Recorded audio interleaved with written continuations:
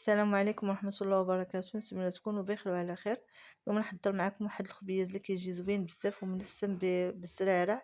كيجي رائع هاد الخبز ولذيذ بزاف، كيتواسى مع الشوا مع الشهوات اللي كنديرو في هاد العيد هذا. وهاد الخبز راه كيديروه الامهات ديالنا من بكري في المناسبة ديال عيد الأضحى كانوا كيديروه لينا، وكيجي بنين بزاف صراحة هاد الخبز، وكيجي لذيذ ورائع تاكليه غير بلا ما دوزيه بشي حاجة. نتمنى نال الاعجاب ديالكم وما تنسوش تبارطاجيو هاد الفيديو وتعم فائدة للجميع. وندوزو للمقادير بلا ما نطول عليكم. كندوز العجينه، كندير واحد جوج ليف ديال القمح اللي كيكونوا بالنخاله ديالهم، كنغربل غير النخاله الغليظه كنحيدها، ورقيقه كنخليها صافي. ندوز ندير طحين حتى هو جوج ليف، كندير جوج ليف ديال الطحين وجوج ليف ديال القمح بالتساوي. صافي من بعد ما غربلت الطحين غنضيف الزرارع اللي هما عبارة على شوية ديال النافع وشوية ديال حبة البركة أو السانوج وشوية ديال الزنجلان اللي كنت محمراه من قبل. كان عندي محمر صراحة هاد الزنجلان، كان شاط ليا من واحد الحلوى وبقى ليا ودرتو في الخبز.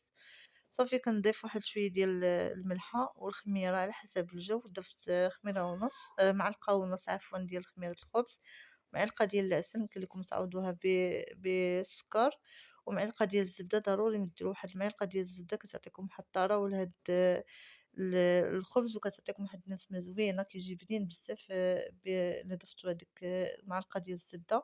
انا تحدفت ليا ما تصورتش ليا في الفيديو. صافي كنعجن العجينه ديالي كما كتشوفوا الماء دافي.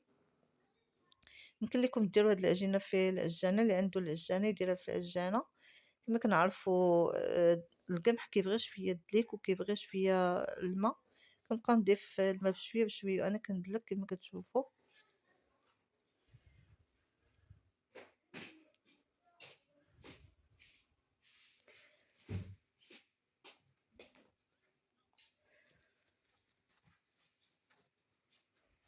صافي من بعد ما دلكت العجينه ديالي كما كتشوفوا كتجي مطاطيه عفوا، وكتجي واحد العجينه اللي رطبه وكتلصق شويه في اليدين. كنخليها تخمر.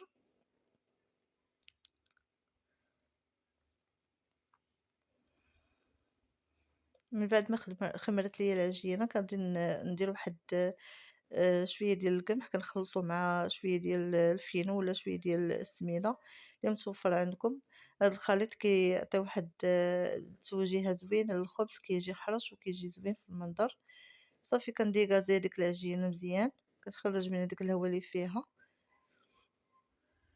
كما كتشوفوا العجينه كتجي مطاطي وكتجي رطبه في اليدين وما كتجيش قاصحه، بالعكس قد ما رخفتوا العجينه قد ما كتجيكم الخبز زوين وكيجي مهوي.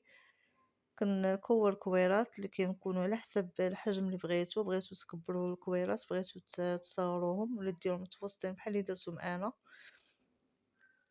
كندوز هذيك الكويرات ديالي في داك الخليط ديال القمح والفينو.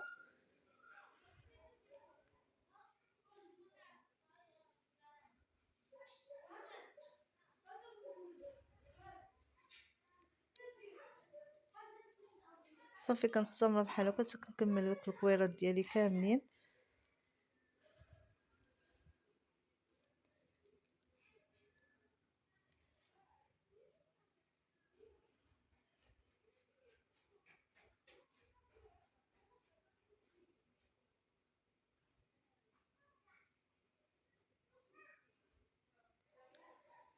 بعد ما خليت هذوك الكويرات او القريصات ديالي ارتاحوا، كما كتشوفوا كيجيو ساهلين في الدكراس، ما كيمحنوناش، ما كتجبدش لينا العجينه، دغيا كتمشي معنا وكطوع لينا في يدينا.